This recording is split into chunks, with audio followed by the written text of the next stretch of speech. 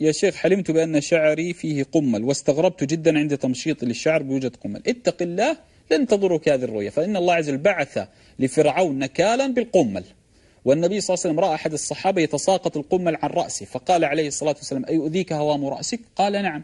قال: احلق رأسك، فيدل على الأذى. لهذا ريح ضميرك ولن ترى مثل هذه الرؤيا إن شاء الله.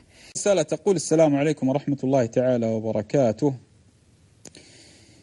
رأيت جبالا من بلح عبارة عن كتل كالحلوى وهي ملك لي، وكنت آخذ منها وأعطي أنا سائر وأعطي أناسا كثر، والله أعلم يمن الله عز وجل عليك برزق عظيم، لأن التمر والبلح والرطب إنما مناط الرزق. قال النبي صلى الله عليه وسلم: بيت لا تمر فيه جياع أهله.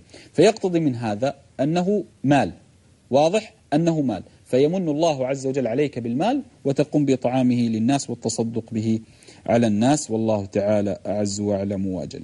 أنا حلمت إن أنا كنت واقف في مطر غزيرة جدا. نعم. وكل ما أقول الشهادة تبعد عني، والناس اللي حواليا يجوا يعني يبقوا معايا كده في أمان.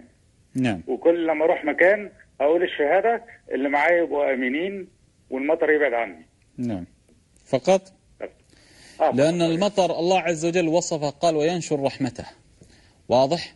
فالمطر دلالة الرحمة، فمن رأى مطرا إنما يغدق الله عز وجل شانه برحمة.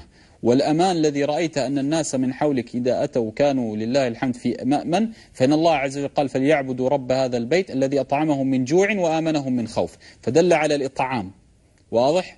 لأن الإنسان أكثر ما يخاف منه هو أن يفقد رزقه أو أن يفقد أمنه.